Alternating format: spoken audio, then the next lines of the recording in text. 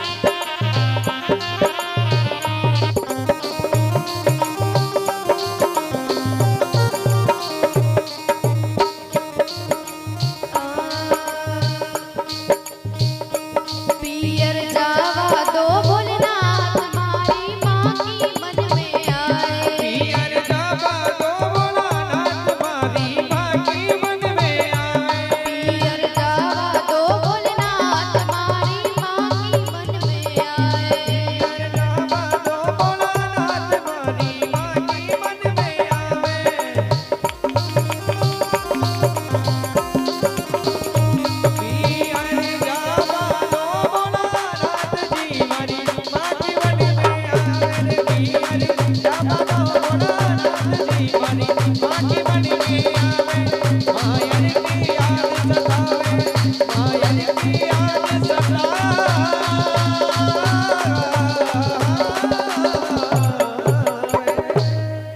बोलिए कृष्ण कन्हैया लाल की।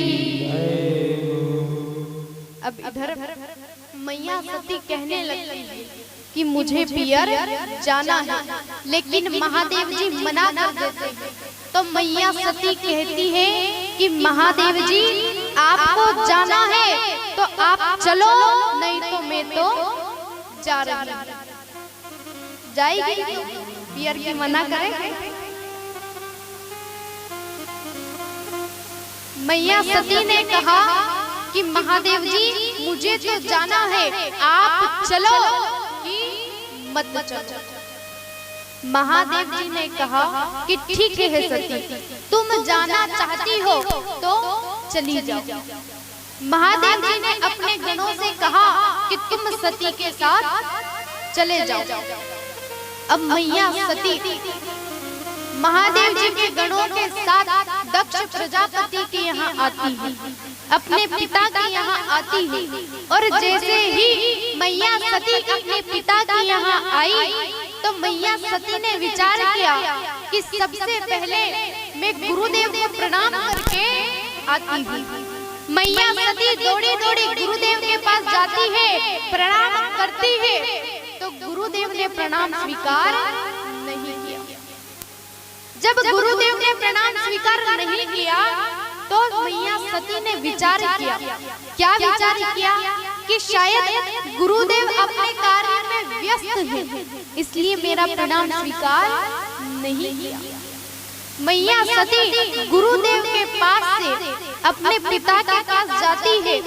पिताजी को प्रणाम किया तो पिता ने भी प्रणाम स्वीकार नहीं किया।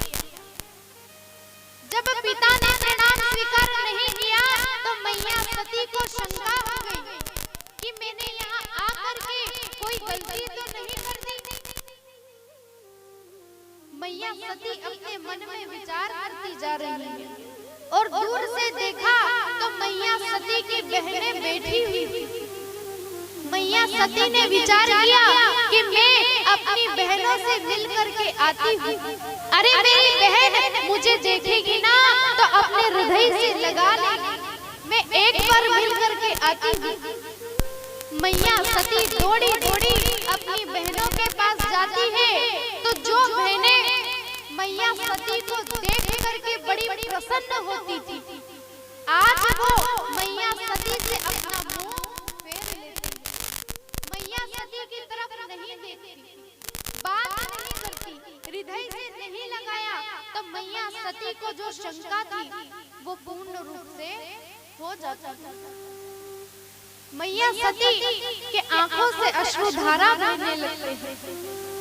मैया सती रो रही है, रोते रोते महलों की तरफ जाती है। अब देखिए अपने मन में विचार आ रही है कि यदि हम अपने पियर जाएं और हमसे कोई बात नहीं करे, पिता बात नहीं करे, भाई बात नहीं करे, हमारी बहनें बात नहीं करे तो हमारे हृदय पर क्या बीतती है, जरा विचार करिए। यदि मैया सती की जगह हम होती तो कैसा लगता। मैया सती की आंखों से अश्रुधारा बह रही है। मैया सती मन में विचार कर रही है कि पिता ने प्रणाम स्वीकार नहीं किया, गुरुदेव ने प्रणाम स्वीकार नहीं किया, मेरी बहनों ने मेरी तरफ देखा भी नहीं, मुझसे ऐसी क्या गलती हो गई जो मेरी बहनों ने मेरी तरफ देखा नहीं, मुझसे बात नहीं की। मैया रोती हुई महलों में जाती है तो उस महल में एक आत्मा ऐसी थी जिसने मैया सती को हृदय से लगाया। वो कौन थी? माँ। बस एक माँ ही थी जिसको सती ने हृदय से लगाया, बाकी किसी ने बात नहीं की। आज मैया रोती हुई अपनी माँ से पूछती है कि माँ, मैंने ऐसा कौन सा अपराध किया जो मुझसे किसी ने बात नहीं की माँ, ऐसा कौन सा अपराध किया। आज रोते हुए मैया सती कह रही है कि माँ मैंने ऐसा कौन सा अपराध किया, तू बता माँ। आज मैं गुरुदेव के पास गई तो उनने प्रणाम स्वीकार नहीं किया, पिता ने प्रणाम स्वीकार नहीं किया। मुझसे ऐसा कौन सा अपराध हो गया माँ, कौन सा अपराध हो गया। मैया सती अपनी माँ से कहने लगती है कि माँ मैं अब यज्ञशाला में जाती हूँ, यदि यज्ञशाला में महादेव जी का स्थान मुझे दिखाई नहीं दिया तो मैं उस यज्ञ में कूद करके अपने शरीर का परित्याग कर दूंगी, अपने शरीर का परित्याग कर दूंगी। मैया सती दौड़ी दौड़ी यज्ञशाला में आती है, चारों तरफ घूम करके देखा तो महादेव जी का स्थान दिखाई नहीं देता। जब महादेव जी का स्थान दिखाई नहीं दिया तो मैया सती अपने पिता दक्ष प्रजापति से कहती है कि पिताजी आज मैं ये चाहती हूँ कि आपका और महादेव जी का जो संबंध है वो समाप्त हो जाए। आज मैं ये चाहती हूँ, लेकिन वो संबंध समाप्त कब होगा, जब आपसे उत्पन्न मेरा शरीर समाप्त होगा, तब आपका और महादेव जी का संबंध भी समाप्त हो जाएगा। ऐसा कह करके मैया सती उस यज्ञ में अपने शरीर का परित्याग कर देती है। अब जैसे ही महादेव जी के गणों ने देखा कि मैया सती ने अपने शरीर का परित्याग कर दिया तो दौड़े दौड़े महादेव जी के पास जाते हैं, महादेव जी को सारी बातें बताते हैं। तो महादेव जी को बड़ा क्रोध आता है, अपनी जटाओं को उखाड़ करके फेंका तो वीरभद्र नाम का पुरुष उत्पन्न होता है। वो वीरभद्र नाम का पुरुष उस यज्ञ स्थान पर आता है और यज्ञ विध्वंस करता है। सभी गुरुदेव को ज्योतिष आचार्य को मार ठोक करके भगा देता है और इधर दक्ष प्रजापति को पकड़ करके उसका सर अलग कर करके हवन में आहुति दे देता है। बोलिए गोपाल कृष्ण भगवान की जय हो। अब ऐसे ही मैया सती ने अपने शरीर का परित्याग कर दिया तो महादेव जी बहुत उदास हो जाते हैं, दुखी हो जाते हैं। तब से महादेव जी वैराग्य ले लेते हैं, वैराग्य बन जाते हैं। अब इधर जब महादेव जी वैराग्य बन गए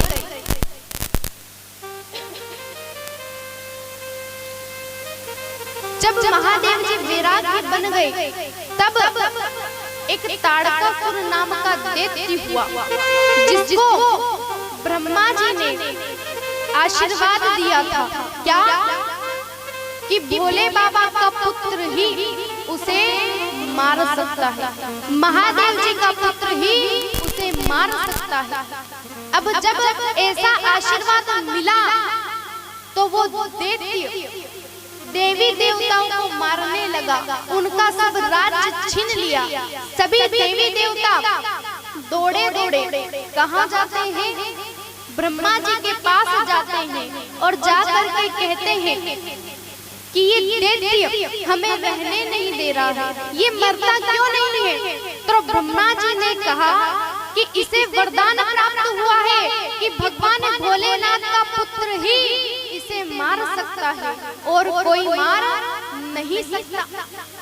लेकिन भोले बाबा का पुत्र कैसे मारे जब उनकी कोई पत्नी ही नहीं है। अब सभी देवी देवता ब्रह्मा जी भोले बाबा को मनाने जाते हैं। क्यों मनाने जाते हैं कि प्रभु आप विवाह कर लो। सभी मनाने जाते हैं, प्रार्थना करते हैं और क्या कर रहे हैं, कैलाश के निवासी नमो बार बार हो, नमो बार बार हो, आयो शरण तिहारी बोले तार तार तू। कैलाश के निवासी नमो बार बार हो, रे प्रभु तर तर तू।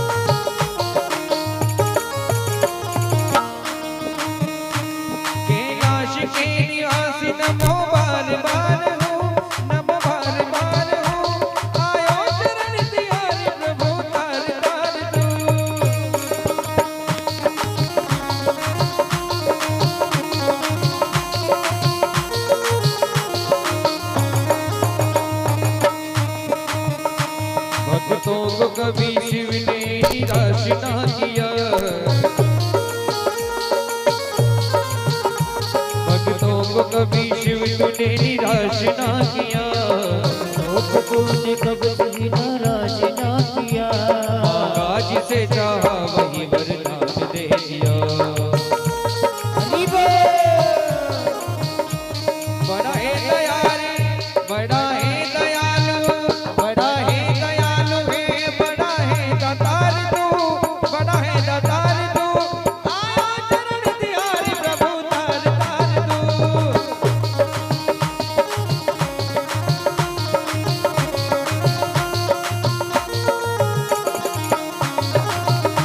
कैलाश के निवासी नमो बार बार हो, नमो बार बार हो। आयो चरण तिहारी प्रभु तार तार तू।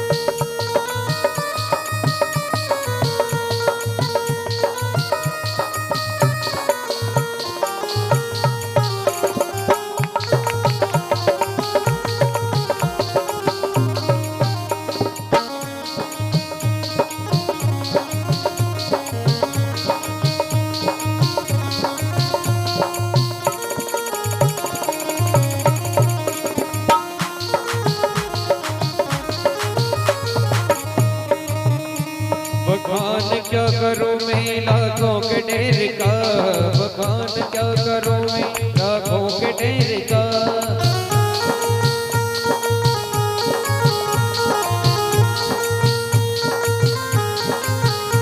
चुटकी कबूत में खजाना कुबेर का, चुटकी कबूत में खजाना कुबेर का।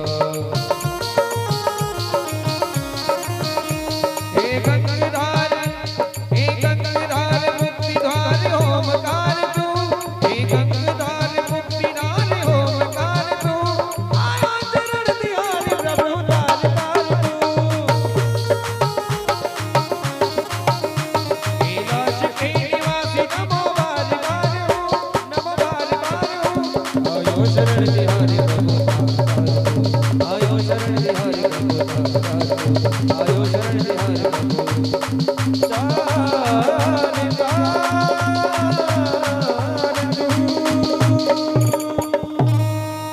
बोली काल के महाकाल की जय हो। सुखदेव जी कहते हैं राजा, जब मैया सती ने अपने शरीर का परित्याग कर दिया तो मैया सती ने दूसरा जन्म पार्वती बन करके लिया हिमाचल के घर में।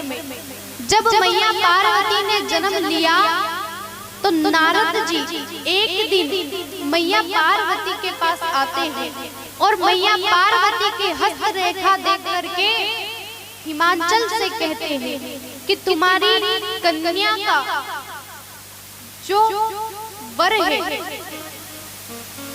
वो अमंगल भेष वाला रहेगा, शमशान की भस्मी लपेटेगा। क्या कह रहे हैं कि शमशान की भस्मी लपेटेगा, अमंगल भेष वाला तुम्हारी कन्या का वर होगा। जब मैना माता ने हिमाचल ने ये बात सुनी और सुन करके बड़ी दुखी होते हैं। हिमाचल ने कहा कि ये वर बदल सकता है क्या? लेकिन नारद जी ने कहा कि जो ब्रह्मा जी ने लिख दिया वो कभी बदल नहीं सकता। लेकिन मैया पार्वती बड़ी प्रसन्न होती है। क्यों? क्योंकि उन्हें यही चाहिए था।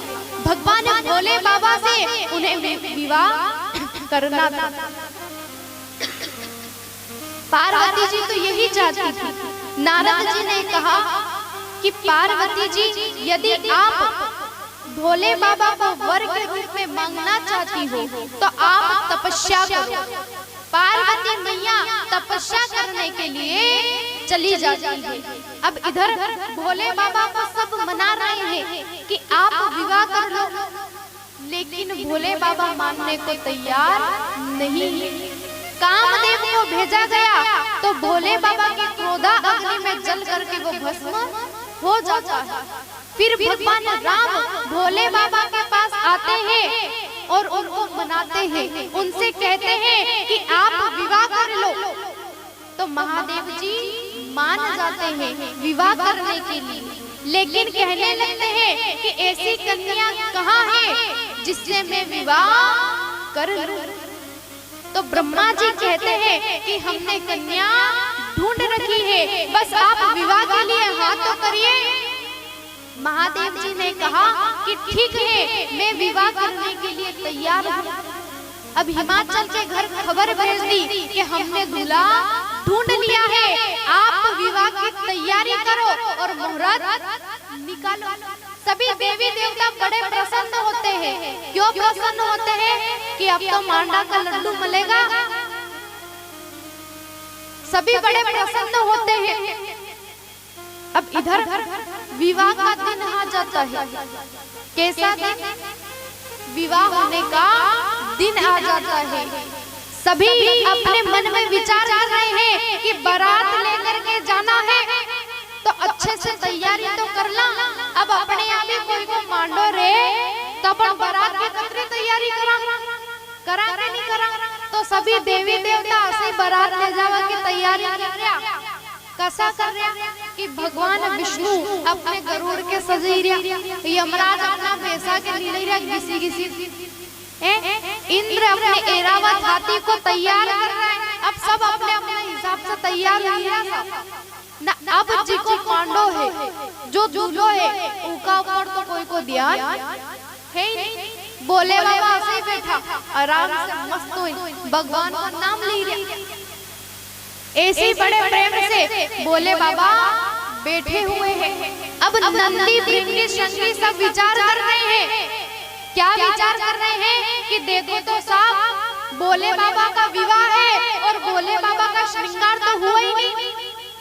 तो नंदी भृंगी सब भोले बाबा के पास आए और हाथ जोड़ करके निवेदन करने लगे। कैसा निवेदन?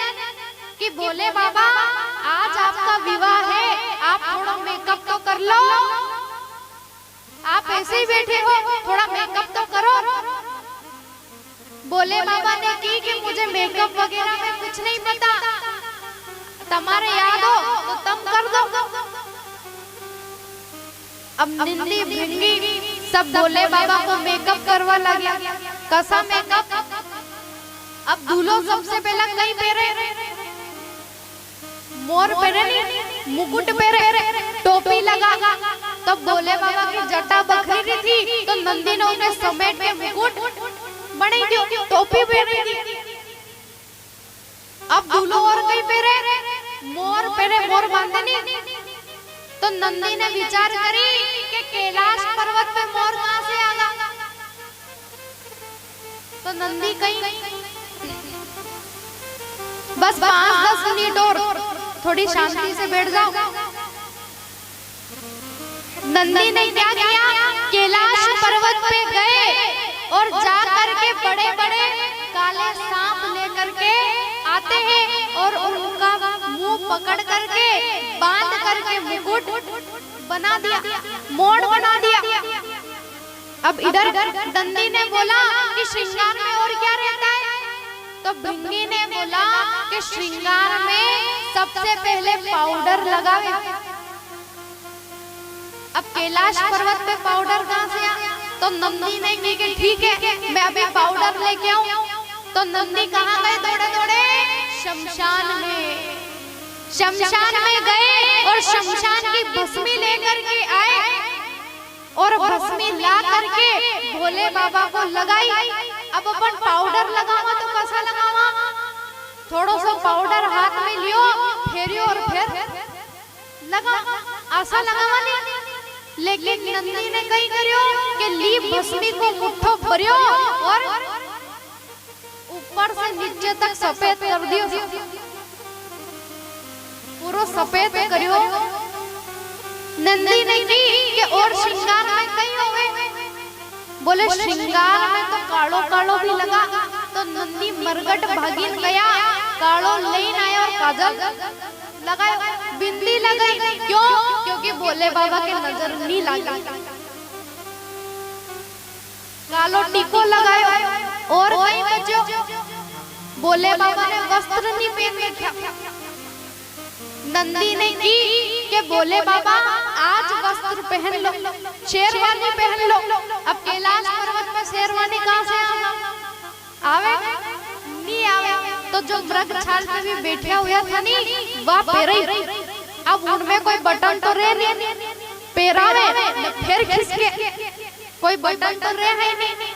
तो एक सांप के पकड़ी लाया, अच्छो कालो मोटो सांप के पकड़ी लाया और उनसे की कि दादा थारी ड्यूटी लगी रही हो, लेकिन एक बात है कहीं कि तू खिसक जे मत। क्यों, क्योंकि आई तू खिसकियो नहीं साहब काम फिर तो तू है नहीं चुपचाप बैठो रही, खिसक जे मत। तो लाया सांप और बांधियो, श्रृंगार करो और कैसा दिव्य श्रृंगार। सब कहने लगते हैं क्या, सजी रहे भोले बाबा निराले दूल्हे में, सजी रहे भोले बाबा सज रहे भोले बाबा निराले दूल्हे में, सजी रहे भोले बाबा निराले दूल्हे में, सज रहे भोले बाबा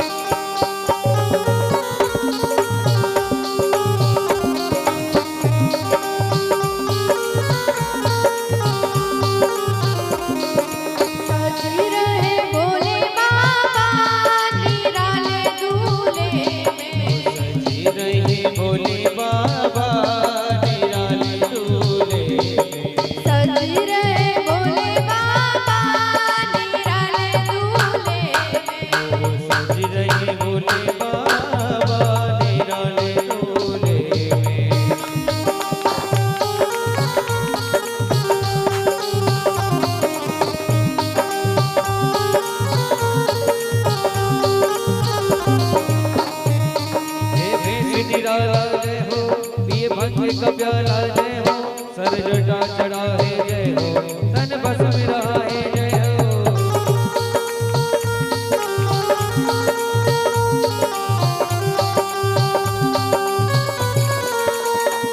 भूतों की लेके डोली चले ससुराल,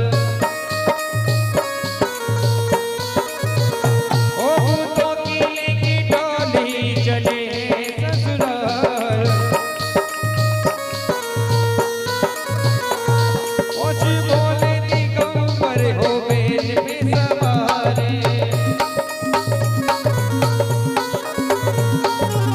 सज रहे भोले बाबा निराले दूल्हे में।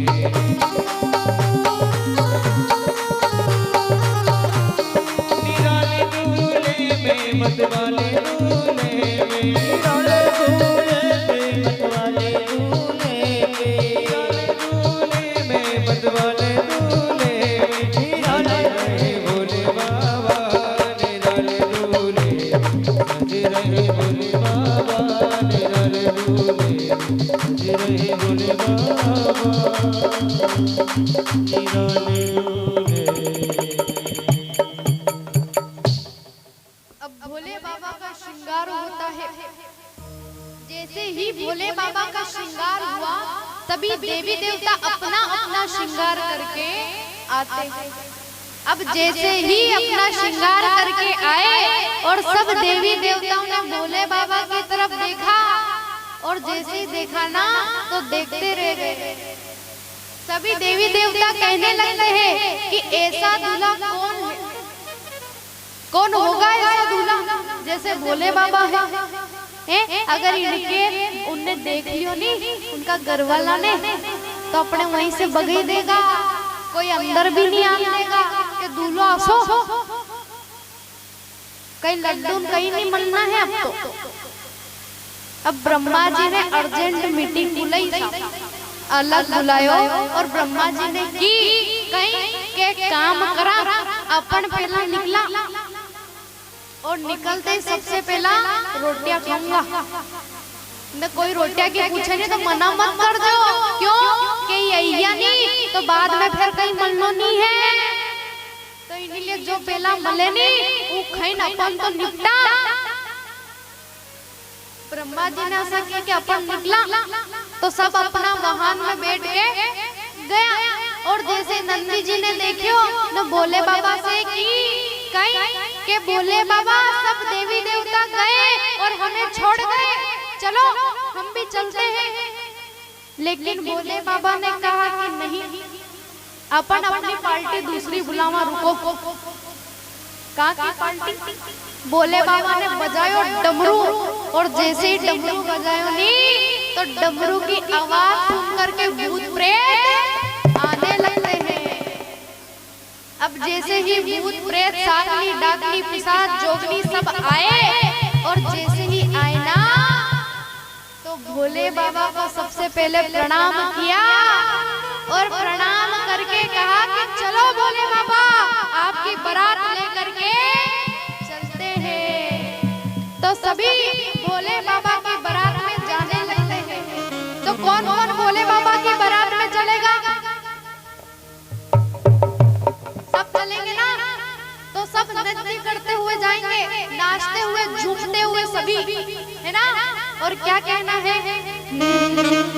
चली भोले की बरतिया हिमाचल नगरी, चली भोले की बरतिया हिमाचल नगरी, चली भोले की बरतिया हिमाचल नगरी।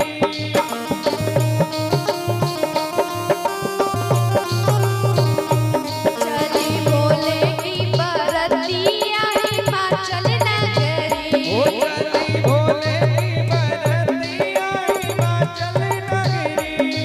हिमाचल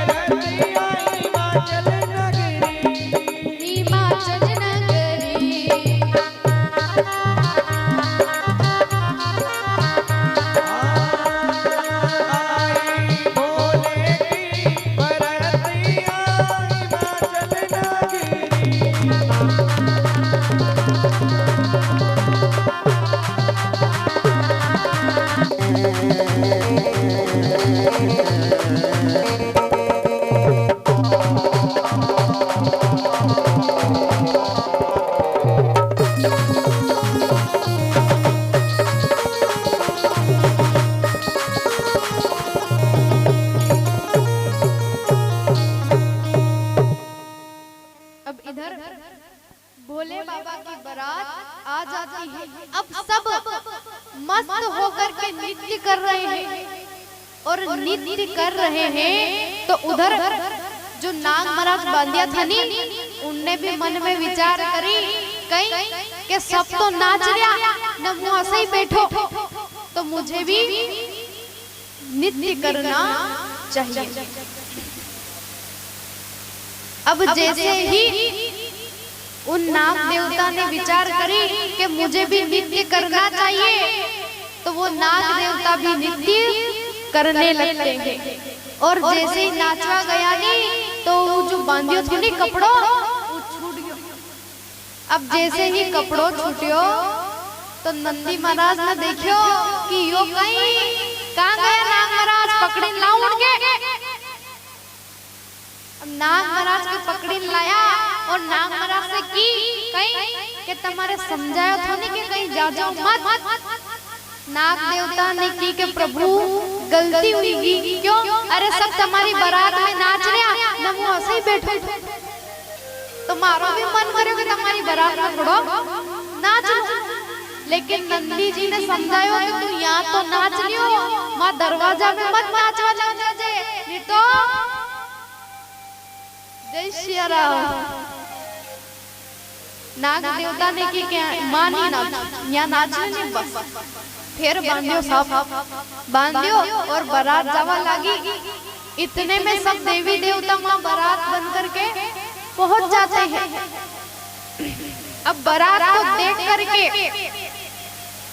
जो बारात का स्वागत करने के लिए खड़े थे ना, वो स्वागत करने लगते हैं और मन में विचार कर रहा कहीं कि देखो साहब जी की बारात अतरी अच्छी हो, वो दूल्हो कतरो अच्छा होगा।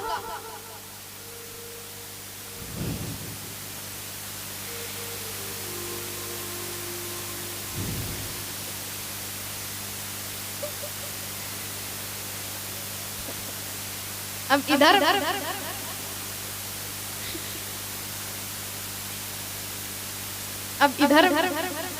जैसे ही सबने ऐसा विचार किया तो ब्रह्मा जी विचार कर रहे हैं कि हाँ हाँ बीबी आइडिया है, दूल्हे राजा भी आइडिया ये सामने आ गया, देख लीजिए।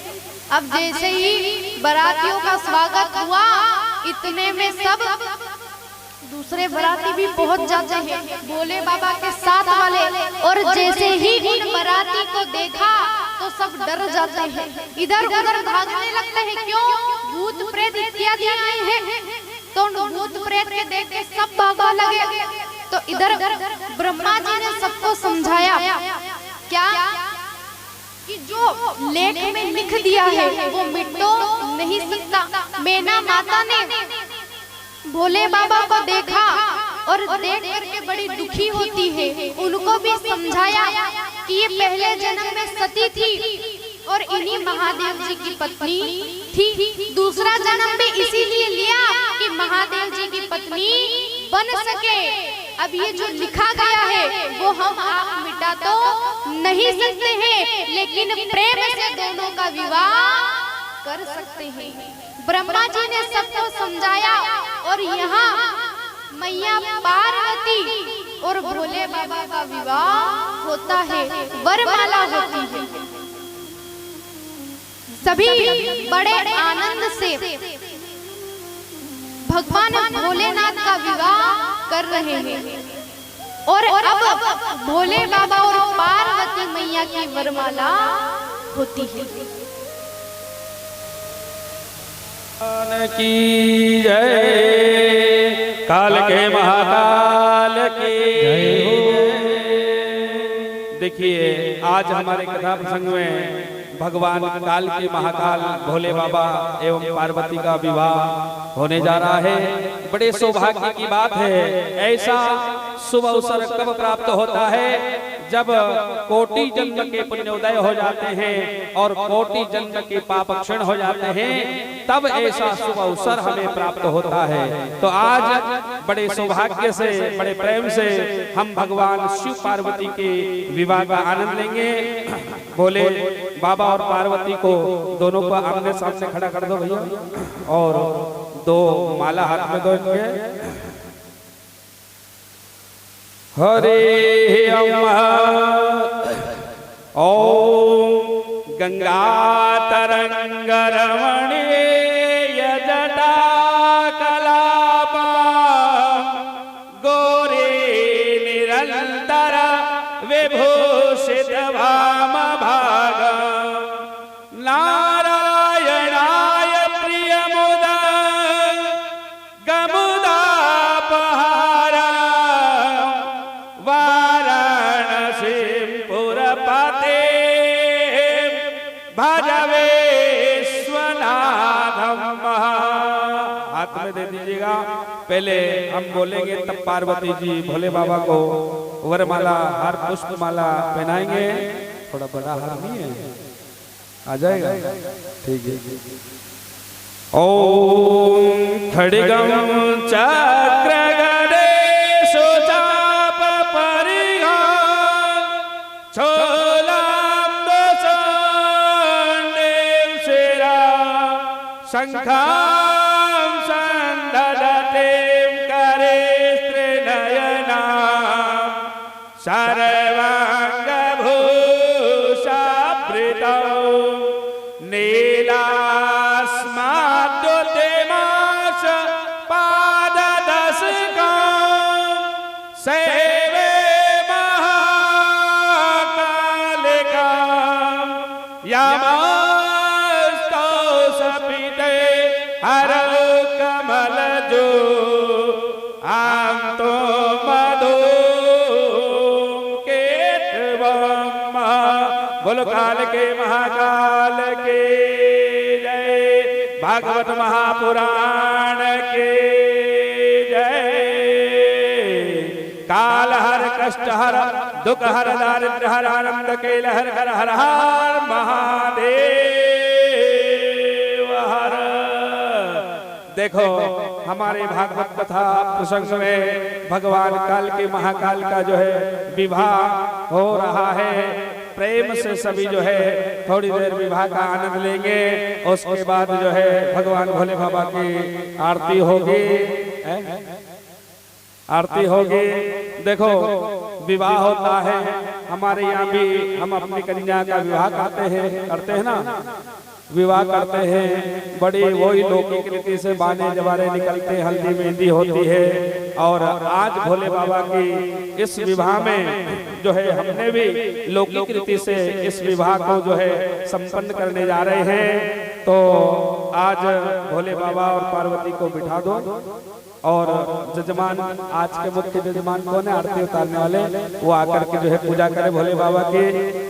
पार्वती मैया देखो बताइए पार्वती जी की तरफ कौन कौन है, हाथ खड़ा करे। ऐसे हाथ खड़ा मत कर जो, पार्वती जी के विवाह में विवाह हो रहा है तो चिंचावनी भी करनी पड़े फिर बेन बेटी की।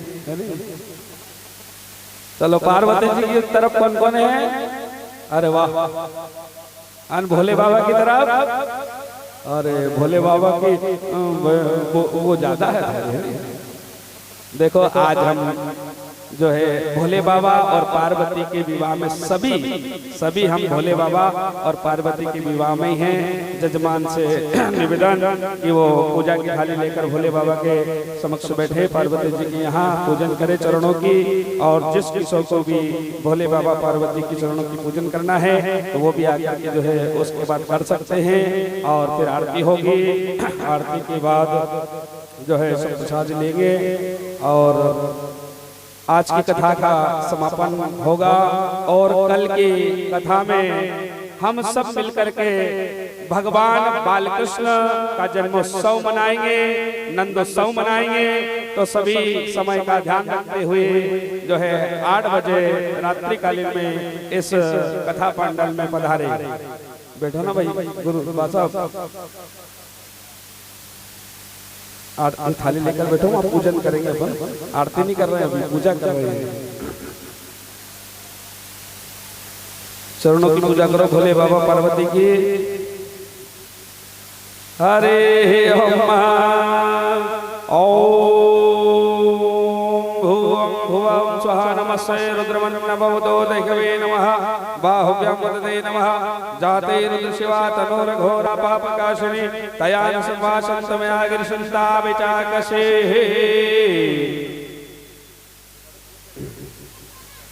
चलो लो ये है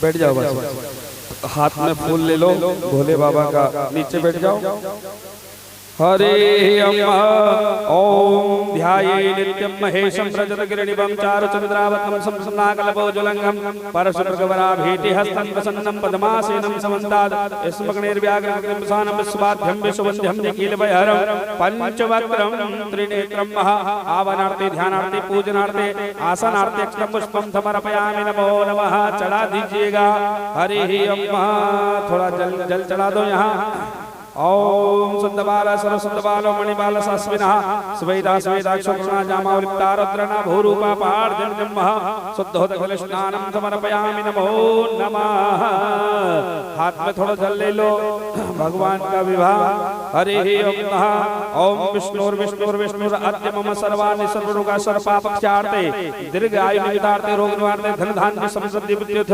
पित्यार्थे श्रुति स्मृति प्रणप्त फल प्राप्ति विद्यार्थम ओम श्री सदा सांब शिवाय विवाहाय निमित्तार्थम पूजनम च अहम करिष्ये छोड़ दो हां धोख दे लो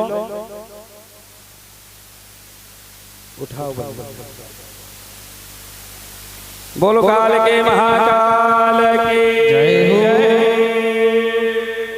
देखिए बड़े आनंद से भगवान शिव की विवाह का आनंद ले रहे हैं तो सभी प्रेम से एक भजन होगा उसके बाद जो है भोले बाबा की आरती होगी जिस किसी को भी भगवान के चरणों की पूजन करना है भोले बाबा की पूजन करना है वो आकर के जो है एक ही भजन का समय है वो आकर के जो है कर सकते हैं।